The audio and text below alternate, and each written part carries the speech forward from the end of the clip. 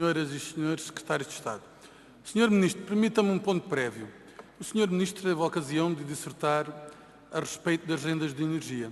Mas eu devo recordar ao Senhor Ministro que o Senhor Ministro desempenhou as funções de assessor de um governo esse de que a EDP fazia as leis. E, portanto, eu, se estivesse no lugar do Senhor Ministro, trataria com maior decoro, sentido de responsabilidade, uma matéria tão importante quanto esta que eu aqui lhe trago.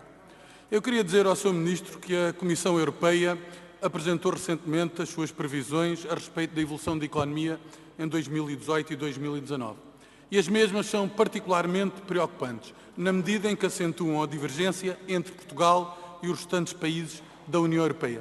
Para 2018, Sr. Ministro, Portugal crescerá menos, segundo a previsão da Comissão Europeia, que 23 países da União Europeia. E para 2019 o cenário agrava-se. Apenas 2 países registarão um crescimento inferior àquele que se prevê para Portugal. O Sr. Ministro poderia arguir que esta estimativa traduzia uma visão conservadora da Comissão Europeia, mas que as perspectivas do Governo se oporiam radicalmente a esta estimativa. Ora, tal não é o caso, já que o Orçamento de Estado subjaz um crescimento da economia superior apenas em 0,2 à previsão da Comissão Europeia, o qual também já denota um notório abrandamento da economia por comparação a 2017.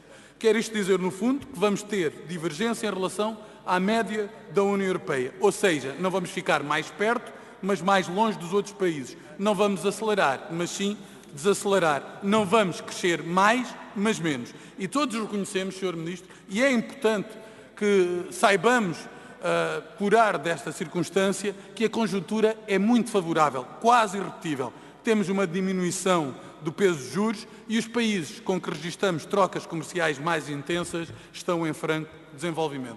Mas tal, Sr. Ministro, é bem verdade, poderia ser meramente conjuntural. O Governo podia apresentar um Orçamento de Estado cujas medidas cuidassem de estimular a iniciativa, de favorecer um investimento, que fortalecessem o potencial de médio e longo prazo da economia e que dessem sinais consistentes em relação às opções fundamentais do Governo. Mas não o faz, pelo contrário, não o faz de forma suficiente, o que é uma opção errada e prejudicial para o país. Uma oportunidade perdida. Senhor Ministro, um exemplo de como não se respeita quem faz por si. O alojamento local. O alojamento local tem-se constituído como um instrumento decisivo para a recuperação económica do país. Combate a informalidade, valoriza a oferta, responde às necessidades dos turistas e tem desempenhado um papel determinante na reabilitação urbana. Temos hoje 50 mil registros. O Governo aumentou os impostos no Orçamento de 2017. Anunciou há 6 meses atrás que não o faria para 2018. Mas este Orçamento já o faz de forma grave, por força da revisão do regime simplificado. O que a manter-se não pode significar outra coisa que não seja a morte de muitos alojamentos locais e, pior, a morte dos pequenos empresários, os que criaram o seu próprio emprego e que não terão condições para o manter, destruindo o elemento mais vantajoso do alojamento local, que é o da redistribuição mais justa do rendimento. Esta decisão é muito irresponsável, Sr. Ministro. Irresponsável porque vai significar um aumento de preços, porque vai significar uma concentração da oferta e porque vai reduzir os números do alojamento local. E, Sr. Ministro, a capacidade do alojamento local é insubstituível. E tomar medidas que vão resultar na redução do número de unidades, na perda de empregos, na perda de competitividade e na redução das exportações por via do turismo. O país fica pior. Mas esta é uma feição que não se circunscreve exclusivamente ao alojamento local.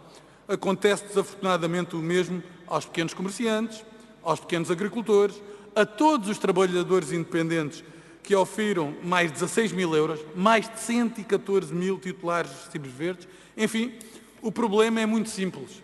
A lógica subjacente a este orçamento é de quem despreza a iniciativa, de um governo que desincentiva a autonomia e mina os pequenos empreendedores. É, no fundo, um orçamento que convive mal com o sucesso, que desperdiça a oportunidade de diminuir riscos futuros, que não tem inscrito uma saudável lógica de equilíbrio e de ponderação.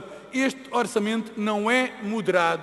Este orçamento é um orçamento que diaboliza aqueles que fazem por si, que têm iniciativa, que respeitam a liberdade, que tentam chegar mais longe e, desafortunadamente, com estas medidas fiscais, aquilo que se verifica é que estamos a prejudicar vários setores que são determinantes na economia, que criam futuro, que oferecem sustentabilidade à economia e que, no fundo, estão a ser prejudicados por medidas irresponsáveis e por uma visão tacanha e datada do Governo, que, em vez de criar riqueza, se limita a redistribuir. Muito obrigado. Muito obrigado, Sr. Deputado.